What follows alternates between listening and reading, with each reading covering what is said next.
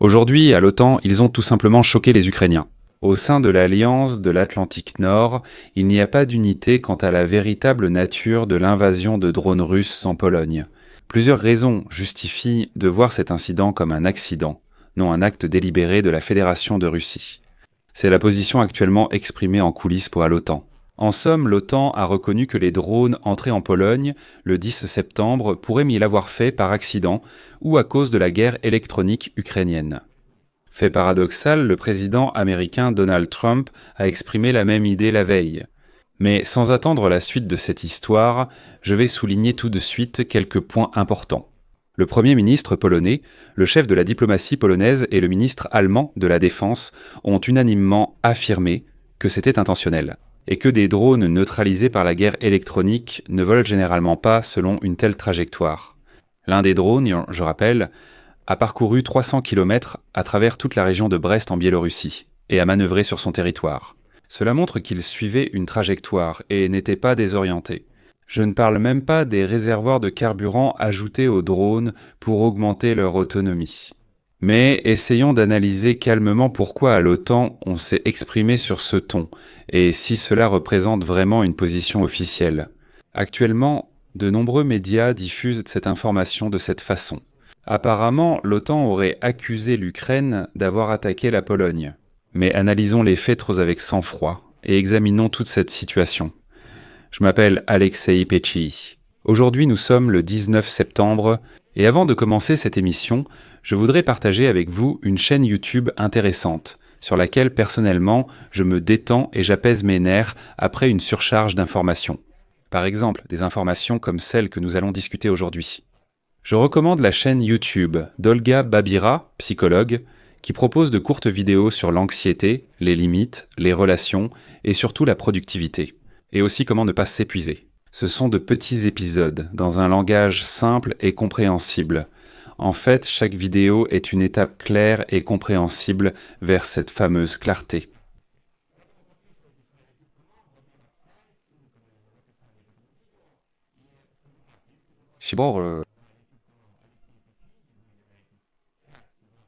Le secret perfectionne le plus grand. Je veux vous en parler. Se concentrer sur les diagrammes pour enfants de va à haute fille reste encore un soin, même s'il n'a pas encore été pertinent jusqu'à présent.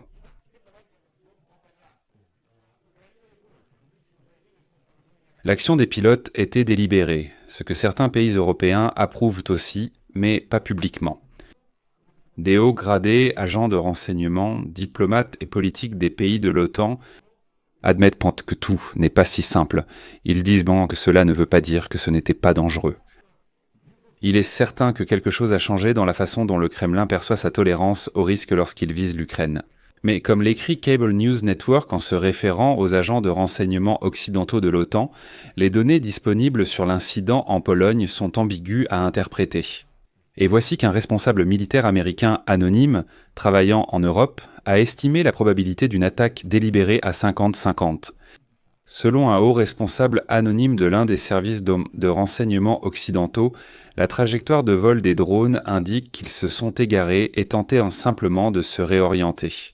Et là, il y a immédiatement une incohérence dans les propos des responsables occidentaux. Parce que ce même responsable américain poursuit en disant que l'absence d'explosifs sur les drones russes peut être interprétée comme la volonté de la Russie de sonder la défense aérienne polonaise sans risquer de recevoir une réponse sévère. Le drone a donc bien survolé la Pologne, mais, précise ce responsable, il faut aussi considérer que la Russie envoie de nombreux drones vides au-dessus de l'Ukraine pour détourner l'attention de la défense anti-aérienne, alors que les drones explosifs approchent de leur cible. Selon ce responsable, l'intrusion de nombreux drones en Pologne n'est probablement pas une preuve d'acte délibéré. En effet, il ne s'agissait que d'une petite partie des centaines de drones que la Russie a lancés contre l'Ukraine cette même nuit. Ils vont poursuivre. Citation de Cable News Network. Un haut responsable du renseignement occidental a déclaré à Cable News Network qu'il penche pour l'évaluation selon laquelle l'incident était involontaire, même s'il le condamne comme un signe inquiétant que le Kremlin est devenu plus imprudent. Une source américaine familière avec les renseignements a confirmé cette affirmation. Cependant, un autre responsable militaire et un du Congrès américain, au contraire, pensaient que la présence de drones russes en Pologne reste intentionnelle. Dans le même temps, le journal allemand Deutsche Welle relaie la position d'un interlocuteur haut placé au sein de l'Alliance. Ils ont leur propre avis et écrivent ce qui suit. Il est très probable que les drones aient délibérément violé l'espace aérien de l'OTAN. C'était un test de nos lignes rouges. Dans le même temps, l'Alliance ne qualifie pas l'incident d'attaque car de nombreux appareils étaient sans pilote.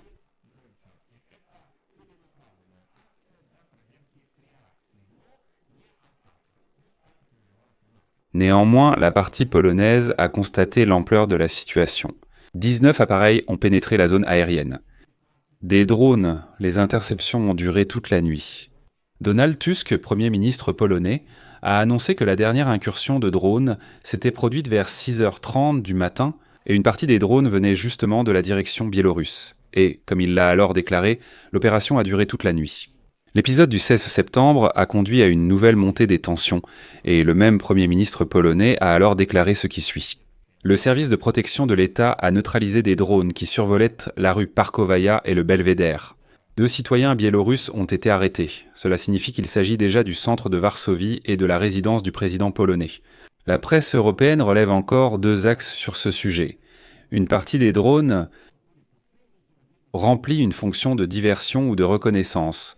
Selon l'OTAN, la seconde sert à tester le temps de réaction, de décollage des F-16 et F-35, le fonctionnement des Airborne Warning and Control Systems et le temps d'activation. Patriot. Pour faire court, l'OTAN élabore des protocoles au cas où cela se reproduirait. Et oui, il y a eu des hypothèses prudentes concernant l'influence de la guerre électronique ukrainienne sur les trajectoires de certains drones. La formule de aussi précise que possible. Les effets de la guerre électronique dans la zone de combat sont imprévisibles. Mais ce qui est plus important, aucun porte-parole officiel de l'OTAN, je souligne, aucun porte-parole officiel de l'OTAN n'a dit que c'était l'Ukraine qui l'avait fait. Selon une source de Cable News Network et une de Deutsche Welle dans l'Alliance, tout cela peut être interprété de diverses façons, ce qui est très important. Il n'y avait pas de position officielle. C'est pourquoi je constate que le sens des formulations de l'OTAN est de rejeter la responsabilité, mais de garder la possibilité d'une décision qui réduirait réellement le risque de répétition, à savoir déplacer l'interception des cibles plus à l'est, c'est-à-dire dans le ciel de l'Ukraine. C'est ce que les Polonais ont dit, mais plus doucement. Ils auraient été préférés que ce soit une erreur, mais ce n'en est pas une. C'est un test, la réponse doit être systémique. À Bruxelles, cela signifie associer 3 éléments. C'est le tableau général de la situation aérienne de l'Airborne Warning and Control System, ainsi que des radars terrestres en Pologne, Roumanie et Slovaquie. Les paires d'intercepteurs de la coalition sont en alerte permanente et il y a des règles d'engagement claires. Tirer sur les Shahed, sur tout drone russe, sur les missiles de croisière au-dessus de l'ouest de l'Ukraine, tant que la trajectoire est évidente et que le risque de débris est minimal. Cette logique est désormais exprimée publiquement, et pas seulement par Kyiv, sur fond de ce que l'on appelle l'incident de Varsovie. Le Monde écrit qu'un groupe d'experts occidentaux a clairement exposé l'idée de fermer le ciel occidental de l'Ukraine avec environ 120 avions, car les défenses aériennes et les chasseurs russes n'y iront pas. Politiquement, cela ressemble encore une fois à un compromis entre la zone d'exclusion aérienne de 2022 et la situation actuelle. Nous interceptons les drones qui atteignent déjà le territoire de l'OTAN. C'est trop tard, donc il faut une solution intermédiaire. Il s'agit de fermer le ciel au-dessus de l'ouest de l'Ukraine. Maintenant, parlons de la guerre électronique ukrainienne. Cette version apparaît dans les briefings, parce que toute route de masse dans la guerre comporte aujourd'hui des facteurs gris. Brouillage, système de positionnement, global balise, factice, changement de trajectoire en vol, etc. Mais même si vous admettez hypothétiquement qu'une interférence a dévié la trajectoire de plusieurs drones, cela n'enlève pas la responsabilité initiale. Qui a précisément lancé ces drones et dans quel but ? Les leurs vides allaient en fait en direction de Jachouv et plus loin vers l'ouest. Pourquoi faisaient-ils cela ? Là-bas, ici, la position de Varsovie elle est ferme. C'était un test de la solidité de l'OTAN. L'Alliance parlant de provocation et non d'attaque, la réponse ne doit pas être une condamnation. Mais nous les intercepterons plutôt au-dessus de l'ouest de l'Ukraine. Conclusion. Non, l'OTAN n'accuse pas l'Ukraine ni ne rejette la faute, c'est une déclaration forte. L'Alliance a pris des précautions dans ses formulations, sans qualifier l'incident d'attaque, et discute de la manière de déplacer l'interception des menaces vers l'Est, là où il est vraiment possible de protéger à la fois la Pologne et l'Ukraine. Pour Moscou, c'est une mauvaise nouvelle. Plus ces drones testent bruyamment l'OTAN, plus la décision d'un bouclier occidental au-dessus de l'Ukraine se rapproche. Pour Kiev, c'est une opportunité, intercepter ici pour éviter de devoir le faire ailleurs en Ukraine.